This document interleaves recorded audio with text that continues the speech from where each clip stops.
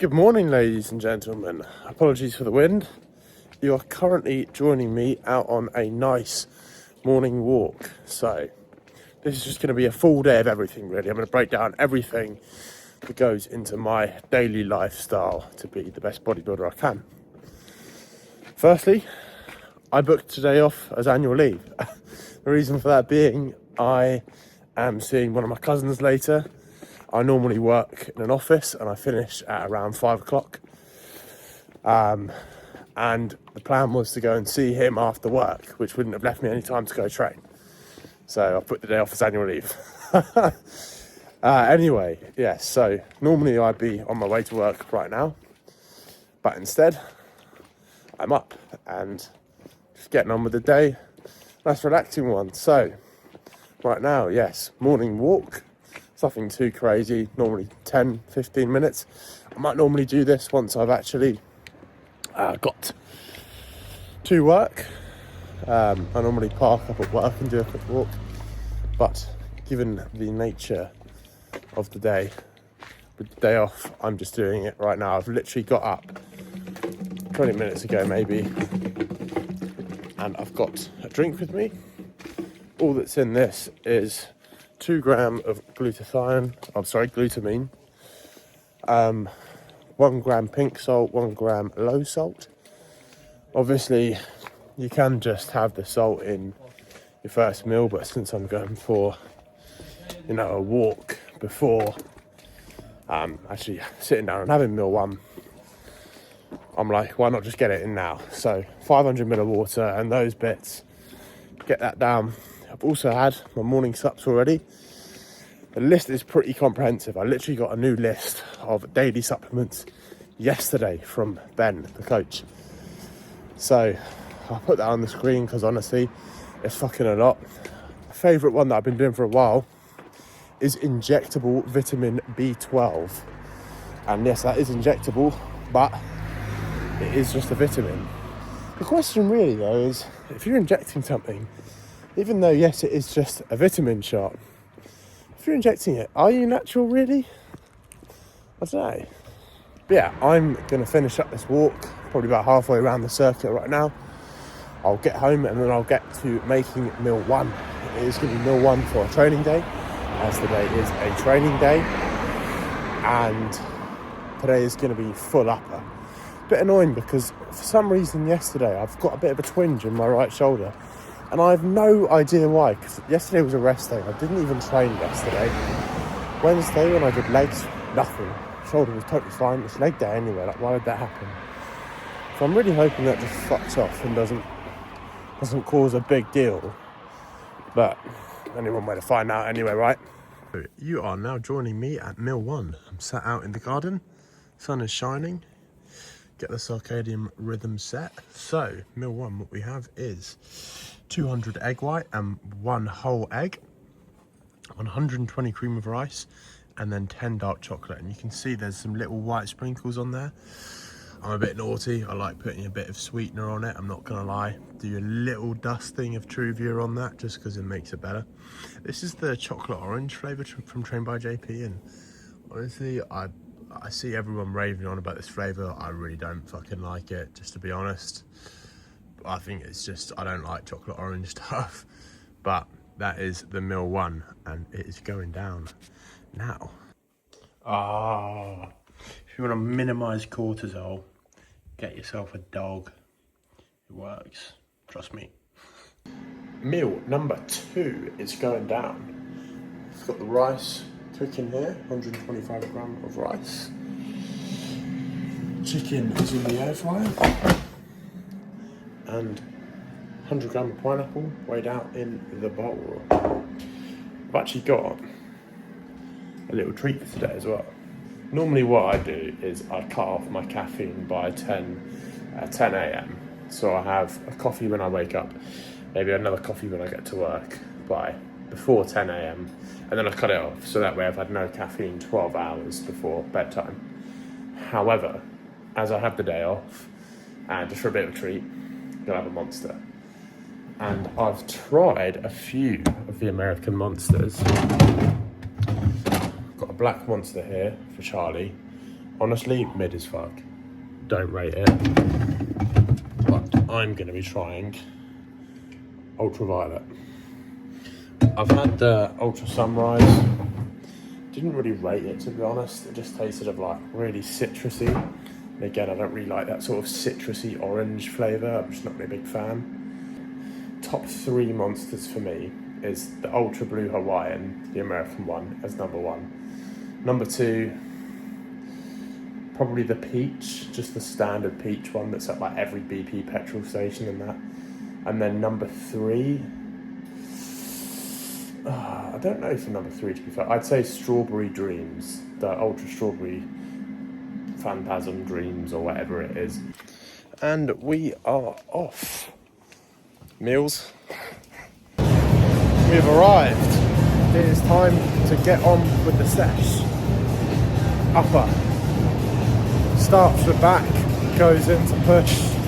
And yeah, let's get it. Yes guys, so the session starts with a single arm machine lat pull down. I'm personally loving this one made by MFG at the moment. I've raved on about them enough. It's Jordan Peters' brand. It's fucking excellent. It is mega stuff.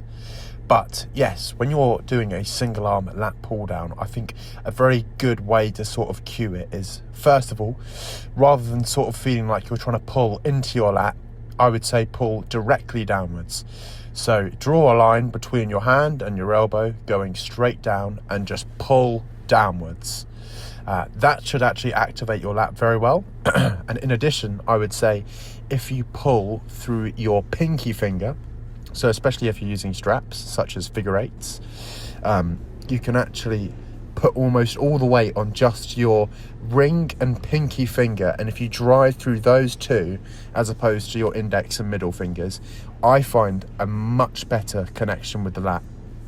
Also, don't lean too much. I see everyone leaning when they're doing their single arm lat work.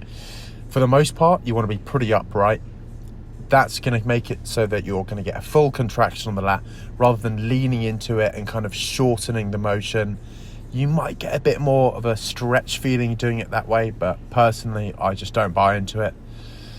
And as always, make sure you are controlling the weight. You want to be doing a slow eccentric, and not for no reason, but you want to be maintaining that hard contraction feeling through the negative of the rep. So when you pull the weight down, you squeeze at the contraction, and as you slowly let the weight go back, maintain that mind to muscle connection on it and try and make it feel like you're continuing the squeeze through that motion, so you are connected hard with the muscle through the entire set. That's why we do it controlled. It's not just for no fucking reason at all. You don't just mindlessly do slow eccentrics. It's to keep that tension on the muscle. The next movement you are now looking at is my single arm lat row. So rather than a lat pull down, it's obviously a lat row. The main difference that I would honestly say with this one is how you're going to be driving into the lat. So in this one, like with the pull down where I pull through my pinky and the ring finger to get a good contraction on the lat, obviously your body position is going to be quite different. You're not pulling vertically, you're pulling horizontally. For that reason, I actually prefer to have a bit more focus in the contraction. And likewise, although this exercise you're now watching is an upper back one, you can actually drive your stomach, your chest, into the pad. If you're doing a row, it should be chest supported.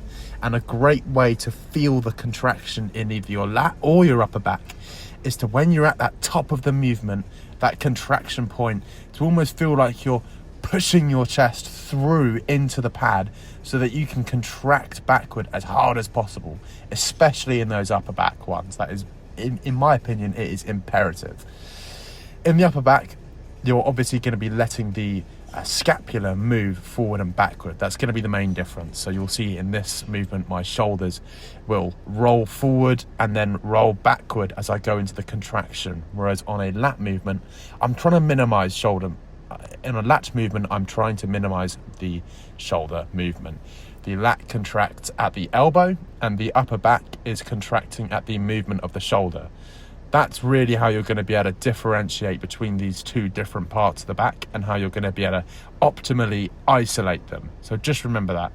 You're pulling through the elbow for the lats and you're retracting the scapula, your shoulder blades, for the upper back.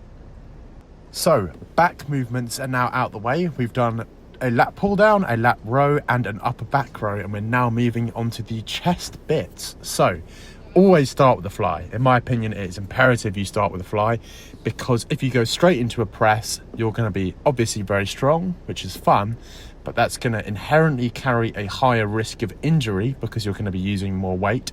And in addition to that, I actually find it a lot harder to connect with my chest. A lot of people I've spoken to, clients, friends, everyone has basically agreed with me that they'll find it much harder to actually get a connection with their chest if they start with their pressing movement and then go into the fly. If you isolate your chest with the fly movement, when you're then moving into your compound, as your chest has already been isolated and has hit failure through a couple sets, it's going to be your chest failing when you move into those pressing movements rather than your shoulders, your delts and your triceps. Now, with both of those movements, whether it's a fly or a press, my favorite cue at the moment is shoulders away from ears.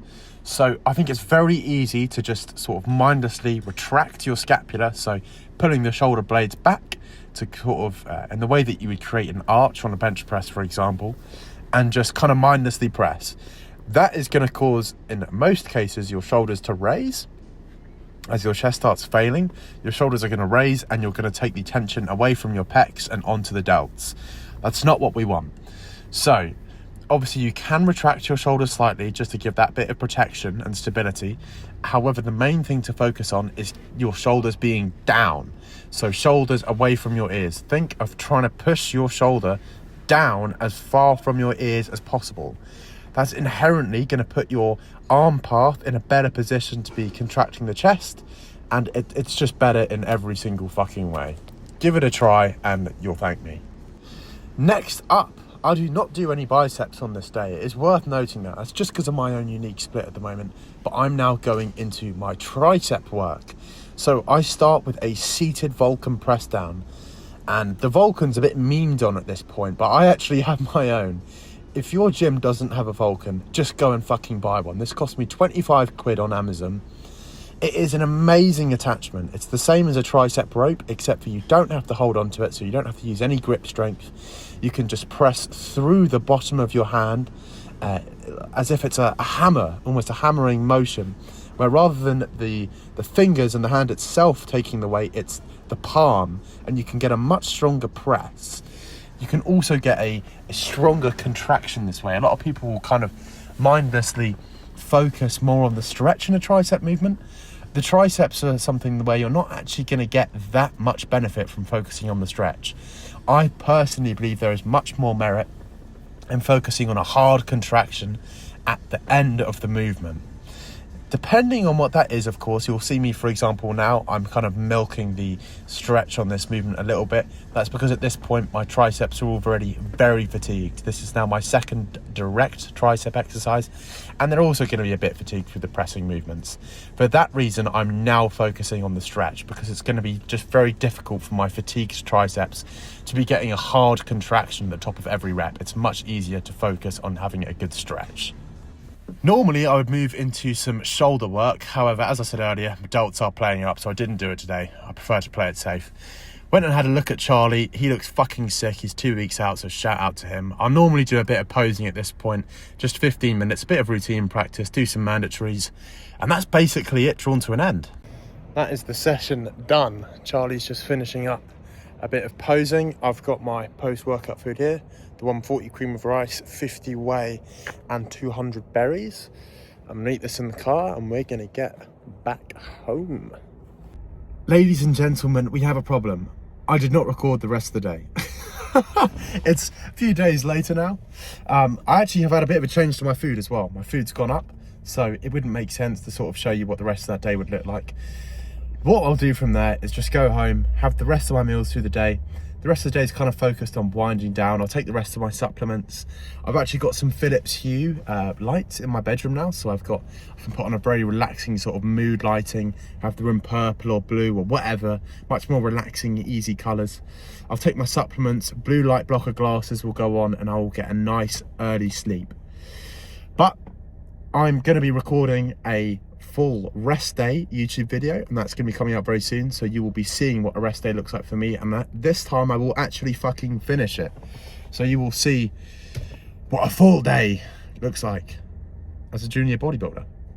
But yeah, if you've stuck around and watched the whole video, I fucking love you, I appreciate the support, and I will see you in the next one. So peace.